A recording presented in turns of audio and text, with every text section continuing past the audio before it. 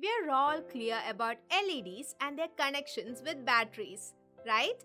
Now let's use a potato for something other than filling up our tummies. Before we begin our little experiment, let's delete all the connections, LEDs and batteries from the workspace. Select and delete them one by one. Perfect! A potato battery is called an electrochemical cell. It has a nail made of zinc and a copper coin. Here, the zinc, which is the nail, acts as the negative terminal and the copper coin acts as the positive terminal of the potato battery. As a result of chemical reactions between zinc and copper, electric current is generated. Are you ready to meet this component? Then go to the Components library and search for battery. There you go.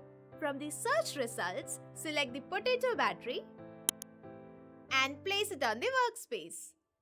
As you can see, the battery has a zinc nail and a copper coin as the negative and positive terminals respectively.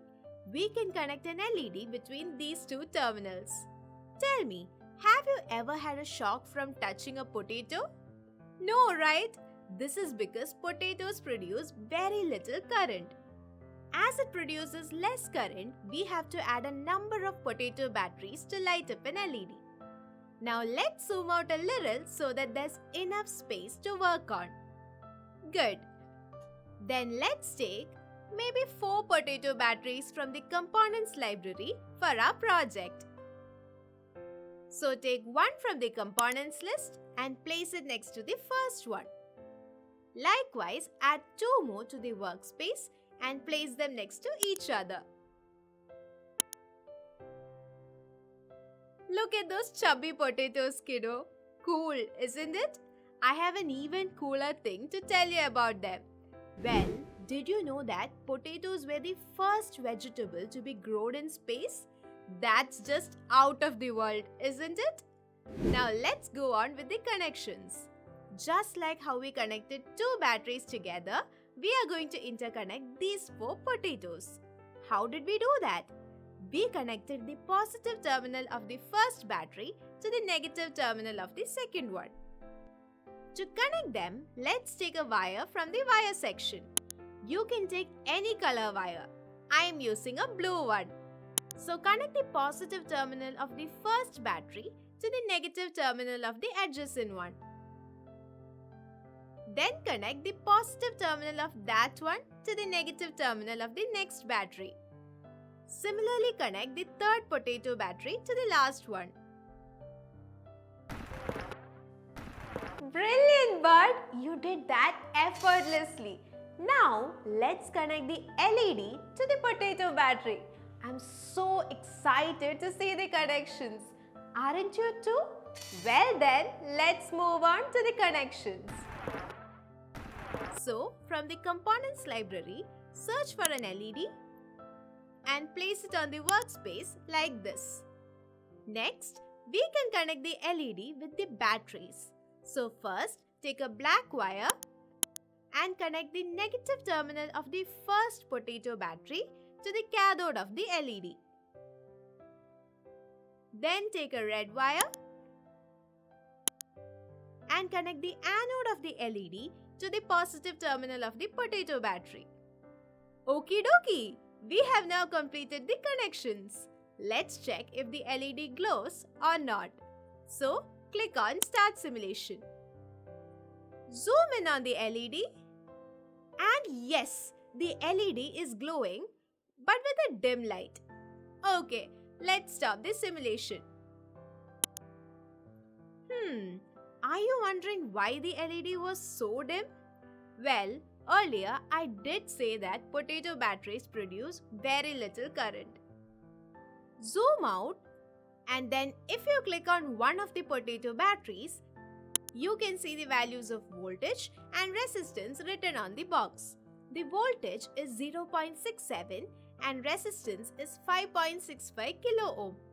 This value of resistance is very high and thus the current produced will be low. In real life, we can increase the brightness of the LED by adding more potatoes. But this is where Tinkercad becomes super handy. We can simply change the value of voltage and resistance of the potato battery to increase the brightness. Such a lifesaver, isn't it? Did you know that until 2010, no one tried boiling their potato before sticking copper and zinc to it? It turns out that if you boil the potato, its electrical capacity increases tenfold. Wow, who would have thought about that? Okay, back to our project. Let's change the value of voltage to 1 volt and reduce the resistance to 100 ohm for all the potato batteries.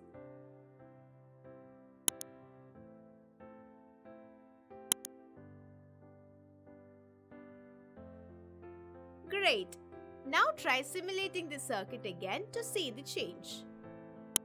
Wow, the brightness of the LED increased. Let's zoom in. And yes, we made an LED glow with a potato. Cool, right? Yes, now click on Stop Simulation. Okay, let's zoom out. We started off by connecting an LED to a 1.5 volt battery. Then we tried connecting 2 LEDs in series and nothing happened. What did we do after that? Yes, we added another battery. We also tried doing the parallel method of connection. Finally, we made an LED light up with a potato. That's all, kiddo. Well, this session was truly an adventure, wasn't it, little one? And Bob called me again to thank me for helping him get full marks for the assignment. But let me ask you a question. Is potato the only food with which we can light up an LED? Wanna know another one? Come closer, kiddo. We can also use a lemon to light up an LED. Yes, a lemon. You can find the lemon battery right next to the potato battery in Tinkercad. All you have to do is search for battery in the components library. And there it is. Take the lemon battery and put it in the workspace. Just like a potato battery, the lemon battery also has a zinc nail as the negative terminal and a copper coin as the positive terminal. Try to do some experiments with the lemon battery. And with that, we have come to the end of the smashing project. I will meet you with another interesting topic. Until then, bye-bye.